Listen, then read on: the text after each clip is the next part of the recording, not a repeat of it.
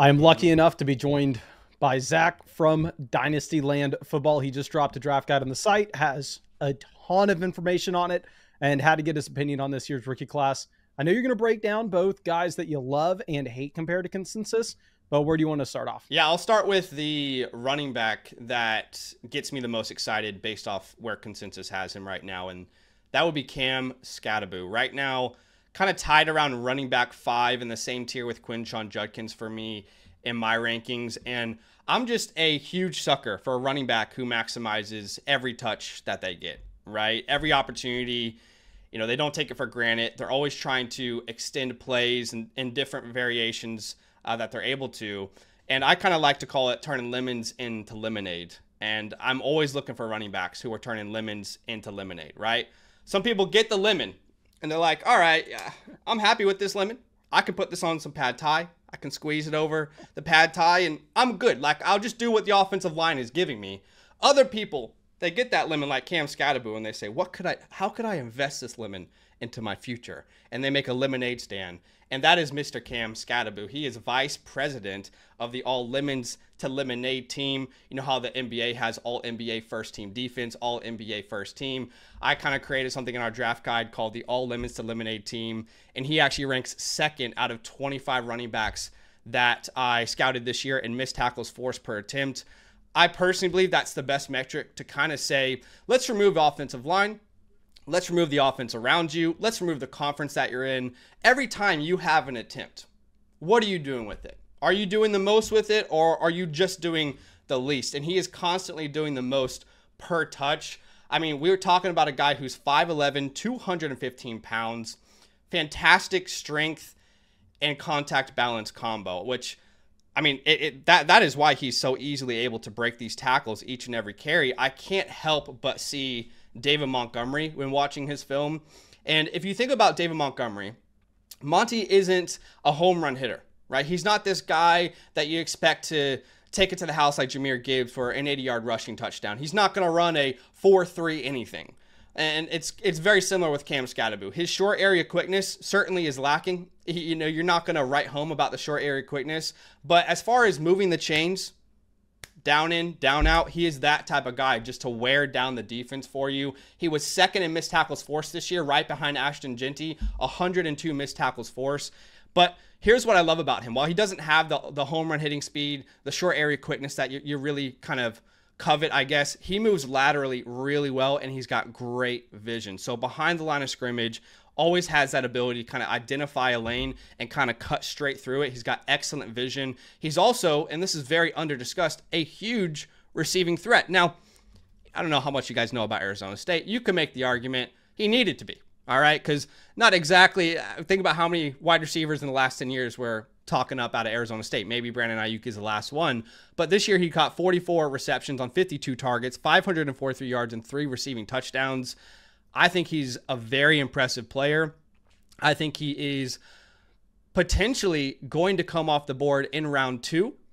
Now, I don't know how much you guys follow Dane Brugler, but he actually mentioned that he thinks there could be, I believe, 6 to 7 running backs in the first 2 rounds at most drafted. And I think Cam is one of those names. Like I said, not a perfect prospect. He's not a special athlete, but he's going to, be a reliable asset in your run game. Like I said, David Montgomery's a good comp. I also think Javonte Williams is a good comp. I do think Javonte was probably a better prospect. He was younger. He had a ridiculous missed tackles force rate. But I think he's going to be just a reliable, consistent producer like David Montgomery was. And I actually gave you this screenshot as well, Mason. But if you look at just comparing his season to some of these guys I'm talking about, you can see he has more rushing yards than Monty and Javonte did in their best seasons. He has almost the same amount of touchdowns as Javonte Williams. Javonte was way more efficient, but as a receiving back, he clears all these guys. He's got a high elusive rating, a great PFF rushing grade. He avoided tackles up there with the best of them. And then the reason I have him in the same tier as Quinshon Judkins, and I don't want to talk down on him, is just Cam Skattebo had 248 rushes. You'll see that at the top of the screen there for him. Judkins split a backfield with Travion Henderson. 156 touches, almost 100 less rushes. And his efficiency wasn't anywhere near Cam Skattebo from a breaking tackles, lemons to lemonade, efficiency, elusiveness. So I think Cam and Judkins, wherever you have them, I think they should be right next to each other personally. Yeah, I was actually listening to the FSE guys break down the prospect model that they have on the site, and they were going through and saying that at least Corey was extremely surprised with how high he ranked. And looking at it, yeah, he ranks as if he is a top 20 prospect since 2016 in this class. And my only perception of this, right, at least following the college football season, I know he was a fun college running back, but anytime I ever listen to any like college football podcast, they kept on referencing like, oh, great college running back, but he's not going to be much in the NFL. And you go through and you look at what he did, particularly at the end of the year. I mean, especially if we just look at what he did in my Texas Longhorns. I mean, hell, we almost lost because of him, where he had 99 receiving yards. The man had 38 touches in that college football playoff game. And if he ends up getting that draft capital, I mean, he has clearly the volume in college to indicate that he can be a 3-down bell cow, especially with the receiving skill set. The only thing I want to know is like, would there be any combine numbers that come out and say like, oh, he runs a 4.6, 840-yard dash? Like, is there anything that could happen that just completely scares you off him? I personally, and this is just my philosophy, which continually changes, by the way, the more that I do this. The more years that I'm scouting, the more years that I'm seeing how certain events actually measure up to dynasty value. I personally don't put that much into the combine anymore. I mean, I think if you look back historically, the way a player tests, it does impact their draft capital, but it very rarely actually impacts what they become in the NFL. Kyron Williams is a great example, right? I remember Kyron Williams, I was like, I think my second or third year scouting, and I was so high on him, had him right next to Ken Walker, I believe, if that's the same class. And then he comes out the combine and just absolutely shits the bed. Now, it did impact his draft capital, but he was always a pretty good prospect. And a lot of people threw him off the board, like me. So it's just not something that I don't expect him to test well. And I think maybe expectations is where you should change your opinion on a player post-combine. If your expectation is for, Ashton Jeanty to come out there and run a 4.3, which shouldn't be your expectation, and he just shits the bed, maybe you think about him differently athletically. But we're putting these guys in pajamas and asking them to be Olympic athletes when they're not. That's why Usain Bolt tried out for the Giants, and they were like, that was fun, but you can't play football, So no, I don't think there's a number that he could hit. I mean, sure, like if he's a 4.8, it's like, oh damn, that's rough. But no, I think the combine only contributes about 10% of my player grades right now at the end of the day. But I don't even know, like that even seems like too much at the moment, to be honest with you. So if the draft capital isn't there and he goes on day 3, is that more concerning than if he does end up being a round 2, round 3 pick? That's very concerning, especially, draft capital really, it kind of dictates exactly how I view each and every class. And in our rookie report, actually, you'll see draft capital historical hit rates over the last 11 years now. We have it in 2 categories: a star hit rate, which is a top 12 points per game season for a quarterback and a tight end, and a top 24 points per game season for a running back and wide receiver. And we also have superstar hit rates, which is a top 6 point per game season for a quarterback, tight end, and a top 12 points per game season for a running back and wide receiver. And if you look historically, no matter if you're looking at trying to get a superstar or a star, rounds 4, 5, 6, and 7 are just far worse from a hit rate perspective than the first 3 rounds. There's a huge drop off from round 3 onwards. So round 4 very rarely hits historically, and that seems to be stickier than my opinion of someone based off of film. Okay, yeah, and that's what, just circling back to this, because I do hear a lot of people saying like, oh, he's like a deep sleeper, and not necessarily considering him as a legitimate top 5 running back in the class. Looking at the FSC prospect model, and this is going to get updated whenever we actually get the combine numbers, and draft capital obviously needs size as well. Yeah. The only running backs that weren't in the 2025 class, and not looking at Jeanty, not looking at Hampton, that graded out higher since 2016: Bijan, Barkley, CMC, Fournette, Zeke, Taylor, Mixon, Etienne, Brees, Najee, Gibbs, Javonte. The only guys. Yeah. I actually think Javonte is a great comp, so it's cool to see him on that list as well. Yeah. But that is surprising. I actually want to talk to them about how high they have him ranked then, because they must have him very that's high. Not their ranking. They said that they're obviously going to make their rankings a little bit different than just what the prospect model spits out. But that's like the initial, hey, baseline of this is the expectations for. Well, I'm glad we're both a fan of him then, because I think he has a chance to be a back end of the first round pick if he goes round 2. I think at worst he's an early second round pick in your rookie drafts. And you know, I understand, like, one thing you talked about was some running backs are really great in college, but they don't translate to the NFL. And two running backs in particular that I was fighting with our comment sections all last year that I felt that way about was Braylon Allen and Audric Estime. Now, of course, hindsight's 2020. I can come on this video and say I was right. But I do believe that this is a different situation here with Cam Skattebo, where I really do think he can contribute a solid first and second out running back. You put this guy in Washington, he's going to beat out Brian Robinson from day one. Awesome. Well, you want to move over to somebody that I think is probably a little bit deeper down boards at the moment? Yeah, let's do it. I'm going to go with a wide receiver that I have very high on my board. But when I look at all these consensus big boards and everybody else's rankings of him, he ranges anywhere from wide receiver 7 to 15, depending on the person, depending on who you're watching. And that is Jalen Royals out of Utah State. Yes, played in the Mountain West. All right, so if you're a conference elitist, you're going to find some reason to not be in on Jalen Royals. But I'm a huge fan of his game. One thing that has to be stated is that he suffered a foot injury in week 8, so he only actually played 7 full games this year. So when you look at his statistics this year, he put up 55 catches, almost 850 yards, and 6 touchdowns. That was through 7 games, people. So if you think about a full season pace, he was on pace for 103 receptions, almost 1,600 receiving yards, and 11 touchdowns. And if you have this bias against the Mountain West or these inferior conferences, you want to see a guy dominate, right? I mean, Ashton Genty had one of the most dominating seasons we've ever seen from a running back ever. Well, I don't know about you guys, but almost 1,600 yards, 11 touchdowns, 103 receptions, that is domination. And I'm a huge fan of his game. Dynamic, versatile, big body, route running, yak threat. There are so many reasons to be in on this guy when you watch his film. I believe, now I'm biased, obviously, that if he played at Ohio State, I mean, he's a consensus first-round pick. He's a consensus first-round pick if he's at Ohio State. And I know that's, you know, going out on a limb, but I truly wholeheartedly believe that. 3 yards per route run, which is a good number. He actually was 16th in yak per reception. I mean, Utah State constantly giving him opportunities to dominate after the catch, design screens, quick passes, but he's not limited to that role. It's not all manufactured touches. You can see him running legitimate routes as well. Incredible body control. Over the last 2 years, Mason, he's got a 66 contested catch rate, 66%, 25 out of 38 contested catches, tons of physicality at the catch point, great manipulation, decisive planting at the break point. Now, of course, people are going to question the competition. He had, you know, a tough time high pointing the ball in certain games this year.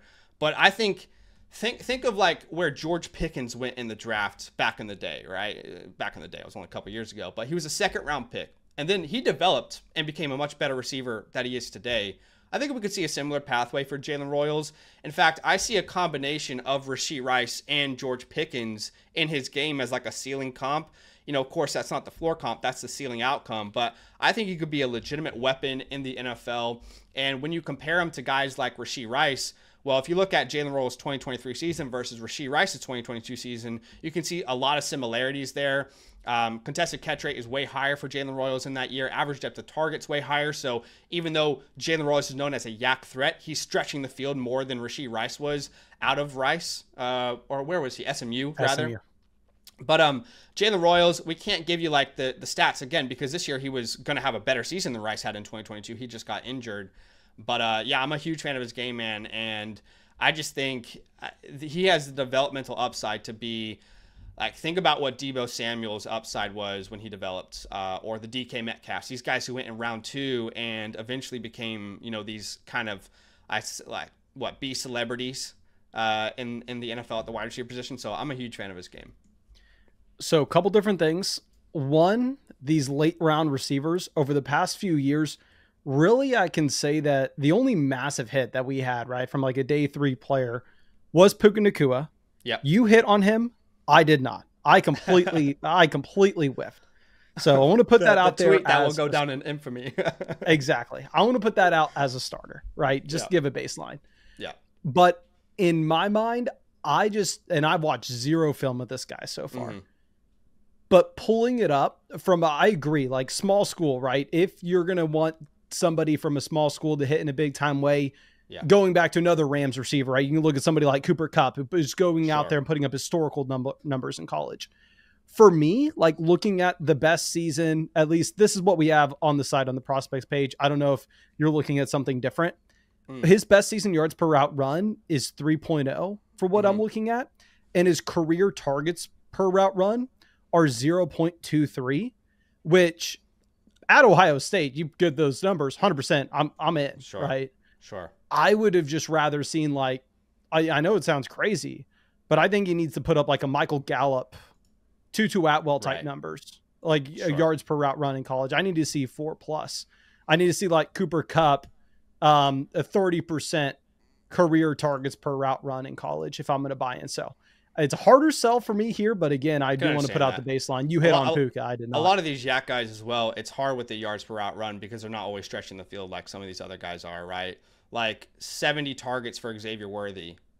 That yards per route run is probably going to look a lot better, you know, than a Rashee Rice coming out. But I definitely get that. Like there are certain metrics that you want to hit. Maybe he doesn't hit that metric. But I think this is where like the film for me is just overwhelmingly exciting. You know, it's like, man, this guy, I can imagine him in so many different offenses, just really dominating. And on the draft guide, my favorite team fits for him were the Saints as a number 2 to Olave, the Chargers as a complement to Ladd McConkey, or the Patriots, obviously. I think you put him on the Patriots and see what happens, like as a second-round pick. And by the way, I will say, I do think he's at worst a second-round pick. So as far as the historical hit rates, that is a little bit easier to stomach than round 3. I think round 3 would make it really tough for me to be as bullish on him. Okay, and I do want to circle back real quick just with like these smaller school wide receivers. Yeah. And I know this is like way out of left field here, but do you mind giving me the 60-second recap on how you hit on Puka Nacua? What made you so high on Puka coming out? Well, people made it very easy. I'll be honest. Like I will take the glory, but people made it very easy because he was either undrafted or a 4th-round pick. But I just loved, and this is kind of why I love Jack Besh as well, who I almost brought today as well. A guy who's got that kind of physicality, who moves that smoothly, and the physicality shows on the route tree, as well as after the catch. And you also, I feel like Puka is one of those guys where you listen to what the coaches have to say about him, and you just start to get really excited. So I'm not going to sit here and lie to people and say I had Puka Nacua as like a 2nd-round pick and I just knew he was going to hit. But he was my favorite late 3rd, early 4th-round pick. And I just see that kind of like physicality. And Puka is one of those names. Again, if you go back and you know, Puka is one of these guys, and Ladd McConkey is another one of these guys probably that just fails in a model because their stats aren't impressive. They're not at for Puka at least, not at a school who that you really want to talk about that much. But the film is where he kind of stands out, and you can kind of see these traits of like an exciting player that no one else might see. So I hit on him because everyone made it so easy. Do you know what I mean? Like everyone made it so easy to hit on him. I'm not going to lie and say like, yeah, I always knew he was going to do this, you know? For sure. Well, do you want to dive into our next guy here? All right. Next guy, a tight end. I wanted to bring some variety, and you know, I think tight end is probably the 3rd most difficult position to scout if you're talking about the big 4, right? You got wide receivers, running backs, then tight end and quarterback is the most difficult to scout by far.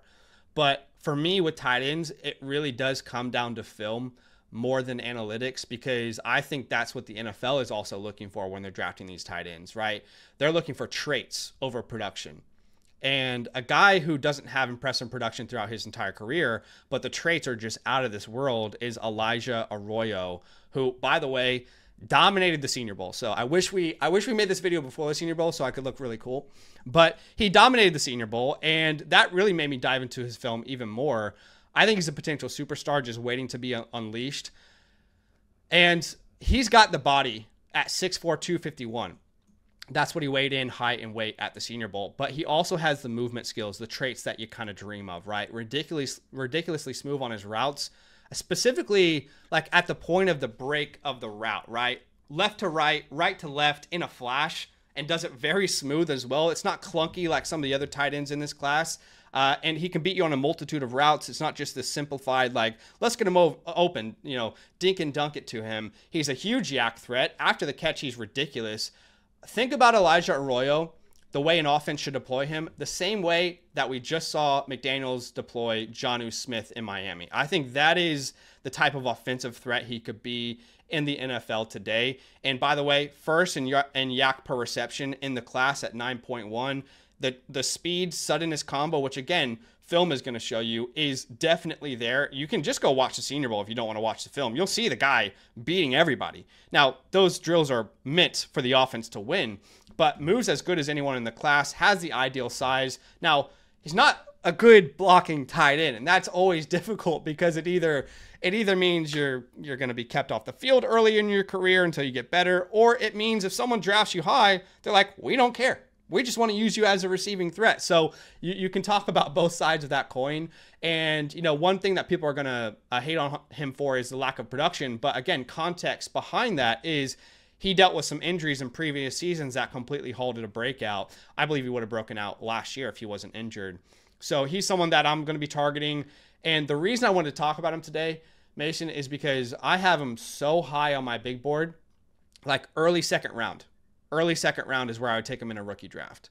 So where Sam Laporta went in that draft, I think that's around where you could take Elijah Arroyo if he gets the right draft capital. Second round, I'm all in if he goes second round. And my comps for him, I can't help but see Zach Ertz. Now, I like to bring you guys a range of outcomes. That's the best case scenario. Zach Ertz, David Njoku. The floor comp is pre-2024 Jonnu Smith. And why do I say that? I say that because Jonnu Smith needed the right offensive coordinator to see how he could be a game-changing, benefit to his team. Jonnu Smith had an entire career where he flashed 1 year in Tennessee and never really was used like that. But he could be this guy that has just this monster skill set, but is not used because he's not a great blocker. Or he could be the 2024 Jonnu Smith that we've seen. So I'm a huge fan of him. It's traits. I think he's a round 2 lock at this point. Yeah, I mean, to circle back on a bunch that you said real quick. One, I would agree that evaluating rookie tight ends is damn near impossible. If you look at the historical hit rates that you've seen from pretty much anybody playing Dynasty Fantasy Football and Dynasty ADP that you've had since I started playing in 2014. Yeah. I think a lot of it's to do, like, you're almost trying to evaluate two positions. Like, I did a big deep dive on like what actually matters for prospect evaluation a few years back. And one thing that I was surprised to see is like, wide receiver, the NFL Combine could not matter less. Right. And production is super predictive of success at the next level. Tight ends, production's not that predictive of success at the next level, just because it's so hard to figure out, like, okay, this is how they were used in college. Yeah. This is how they're going to be used in the NFL, because they are kind of playing two different positions at the same time. But the combine actually does matter. From my historical research, specifically at the tight end position, I agree with it does matter. And then also the last thing I want to highlight is, if you're saying, hey, he's not going to be an inline blocking tight end, if they're in an obvious rushing situation, he's not even going to be on the field, right?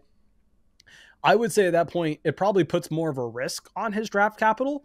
But like you said, if he gets solid draft capital with that being like the fundamental understanding that everybody has, that should make you super excited in fantasy, because like, oh, if they're willing to spend that on him, they're probably going to implement him heavily in the passing game. The draft capital shows the intention, right? And I'll say this, I don't think he's a terrible blocker. Like Harold Fannin Jr., with all due respect, I think he is a terrible blocker. If you draft Harold Fannin Jr. in this class, you're not drafting him to improve your run game. You're just not. Yeah. But I think he's usable, but it's certainly not a highlight like, let's say, Tyler Warren might be. And, it's funny you bring up like production not really meaning as much to translate into NFL success for the tight end position, because I've kind of had this constant battle with our comment section where I currently have Colson Loveland as my tight end one. And the number one reason people keep throwing in my face why that's stupid is because of production. And it's just not something that I put as much weight into as the average person for the tight end position, because I think Colson Loveland translates to being like, Evan Ingram day one type of player, whereas Tyler Warren could be that, but Tyler Warren is going to be an incredible NFL pick, right? Tyler Warren from day one is going to improve your run game by 50% at minimum, right? You keep him on the field every down. That type of ability, that type of body, that type of physicality, toughness, but it doesn't mean day one he's going to be that huge receiving threat. So you're drafting these guys with different intentions, and I just wanted to highlight that as well. So yeah, I mean, it's like the argument, and obviously this didn't age great, but argument that people had back in 2019 on like Noah Fant versus TJ Hawkinson, where it's like, yeah, oh, okay, well, whoever drafts Noah Fant, they're not asking him to block. They're going to ask him to do what matters for fantasy football. And whoever drafts Hawkinson, he's going to stay in line some. But obviously, we saw how that turned out. But it's just an interesting conversation always at the tight end position. It's always so difficult to evaluate these guys. I mean, I stand by, I mean, obviously, Bowers just put up the best rookie tight end season of all time. But I think if we look at it from an objective lens, Kyle Pitts was the best tight end prospect of all time if you're just looking at numbers in terms of production and athleticism and draft capital. It'd be pretty damn close. But it's so hard to evaluate these guys as prospects that it almost doesn't even matter. Yeah, it's very, very tricky. And it's again, the position that I'm second least confident in really hitting on. But I just think traits is what matters more than anything. And that's tough because traits don't always show on a model, which we love, or a spreadsheet, which we love, and rightfully so, because they have their place and everything, right? So I definitely get that conversation.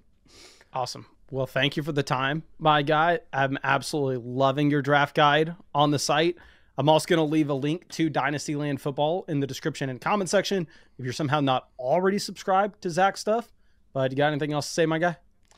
No. If you do check out the draft guide, I know I just said no and then I started talking. But if you do check out the draft guide, I would say just download it, because when you download it offline, all the clickable links are there. At the bottom left of every single page, there's a back to contents button. So you can use the table of contents, go exactly where you want. When you're done exploring, click back to contents, go back to the table of contents, go wherever you want. So shout out to Badaki, I want to say as well, because Badaki, what he does on the back end doesn't get noticed enough for us at Dynastyland. So he was a huge reason all this was possible. So you're telling me Badaki's the real creator of this draft guide? He's the real. He's doing the heavy lifting behind it all. Yeah, exactly.